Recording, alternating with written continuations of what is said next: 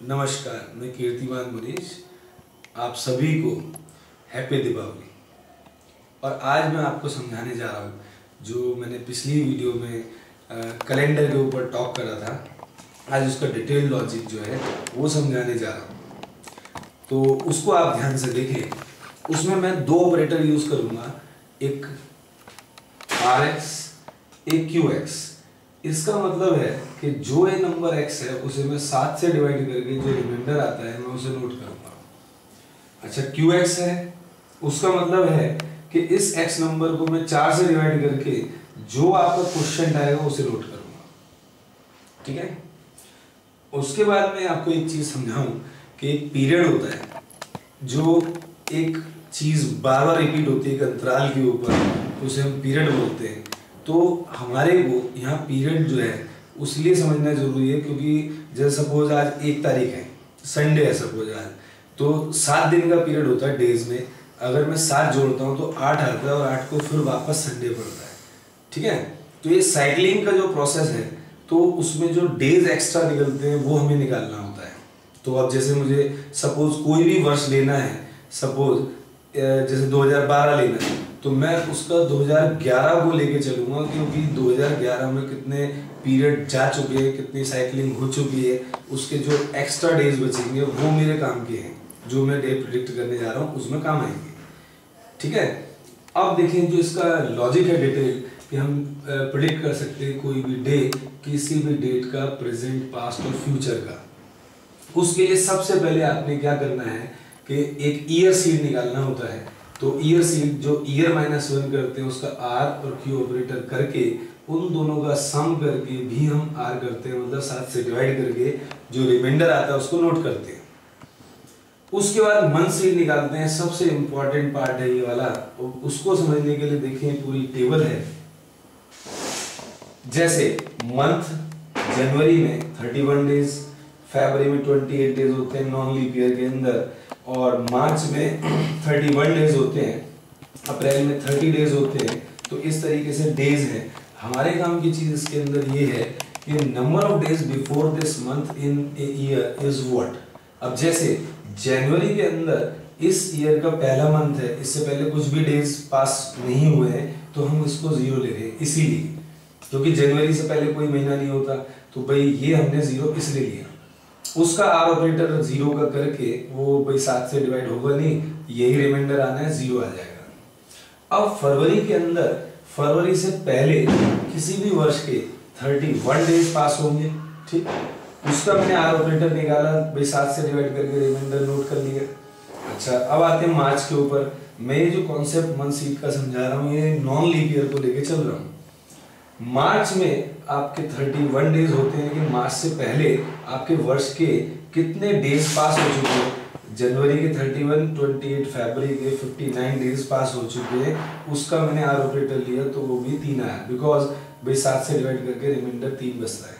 ठीक, इसी प्रकार आप क्या करें, अप्रैल में मार्च तक के डेज कितने हो गए हमारे जो है, दैट इज 90, तो उसका R निकाला। ये नंबर्स बन जाते हैं, इनको बोलते हैं मंथ सीड। और ये मंथ सीड आप याद कर सकते हैं बड़ा आसानी से। देखिए, जनवरी, फरवरी, मार्च से लेकर ये दिसंबर, 033, 614, 625 एंड 035, इतने आसानी से याद हो सकते हैं नंबर उंगलियों के ऊपर। तो ये टेबल को याद रखने के लिए जस्ट इतना करना चाहिए, इसको कैलकुलेट करना सीख लें, उसके बाद रिमेंबर रखें इसे। अच्छा, मंथ सीड पर आने के बाद हमें मंथ नंबर निकालना है। अब प्रॉब्लम ये है कि leap year is what. Leap year जो है 2 तरीके के भाई डिसीजन लेते हैं, एक non leap year, non century year, एक आपका सेंचुरी ईयर। सेंचुरी ईयर जो 100 के मल्टीपल होते हैं, तो उसका लीप ईयर का डिसीजन हमारा होता है 400 से डिवाइड करके। अगर वो 400 से कंप्लीट डिवाइड हो जाते हैं तो वो लीप ईयर होते हैं, अदरवाइज नहीं। जैसे for example 1900 means 1900 is not a leap year because वो 400 से डिवाइड नहीं होता, बट 2000 400 से डिवाइड होता है। तो 2000 हम सब लोग लकी रहे कि हमने भाई देखा, क्योंकि जो सेंचुरी ईयर होता है वो हर 400 वर्ष के बाद लीप ईयर पड़ता है। तो अब जाके 2400 में पड़ेगा, ना 2100, ना 2200, ना 2300, सीधा 2400 है। तो इसलिए 2000 इतना पॉपुलर ईयर रहा मिलेनियम के नाम से।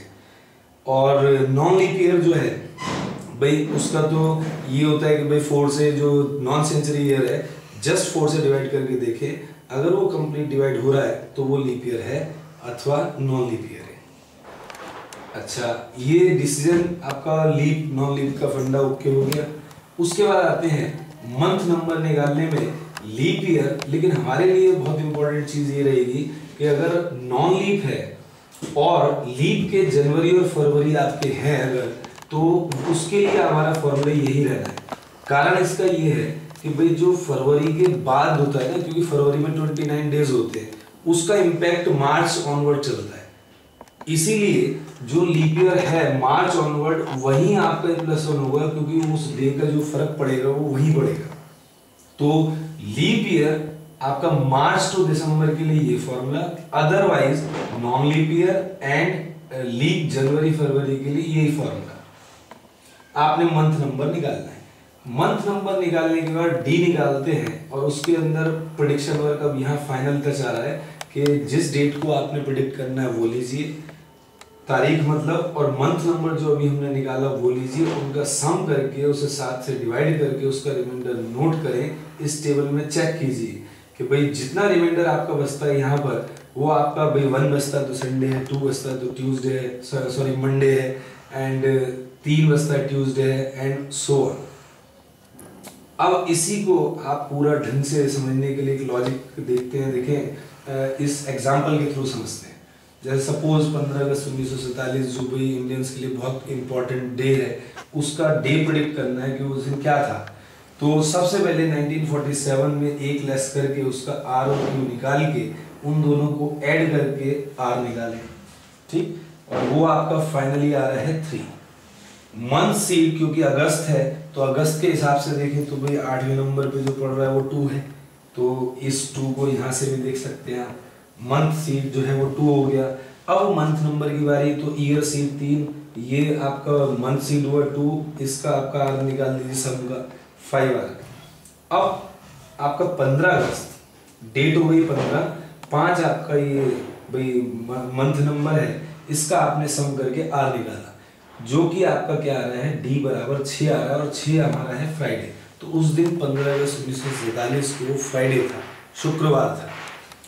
अब सपोज करो कि भाई आज का दिन है 14 नवंबर 2012, तो उसको प्रेडिक्ट करना है अगर हमने, तो कैसे करें, बिकॉज ये 2012 लीप ईयर है सबसे पहली चीज़, और नवंबर का महीना फरवरी के बाद पड़ता है, तो इसीलिए हमने इसको जो इसका ईयर सीड है उसका ये फॉर्मूला आपका लगेगा, उसमें +1 जरूर करना है। तो देखें बाकी कॉन्सेप्ट वही है कि हमने 2012 -1 का हमने आर क्यू निकाल के सम करके उसका आर निकाला, फिर उसका जो आर निकालने के पश्चात वो 0 आता है जैसे, उसके बाद उसका क्या करा हमने, मंथ सीड नवंबर का आपको भाई ये 3 पड़ रहा है, ये आ गया, यहाँ से भी चेक कर लीजिए 3। उसके बाद मंथ नंबर निकालते हैं मंथ सीड के बाद, उसमें एक चीज बस ये +1 ध्यान रखनी है क्योंकि नवंबर है, लीप ईयर है इसलिए। तो ये आपका जो आएगा मंथ नंबर करंट उसका 4 आ गया। अब डेट है 14 और 4 को ऐड करके फिर उसका आर निकालें तो वो आपका आता है 4, और 4 इसके हिसाब से बनता है वेडनेसडे, और भाई आज वेडनेसडे ही है। तो आप इसके टेक्निक को बहुत ध्यान से समझें, इस लॉजिक को, और इस पर और देखें, कुछ कमी हो तो मुझे ईमेल करें। मेरा ईमेल है kirtimanmunish@gmail.com। धन्यवाद।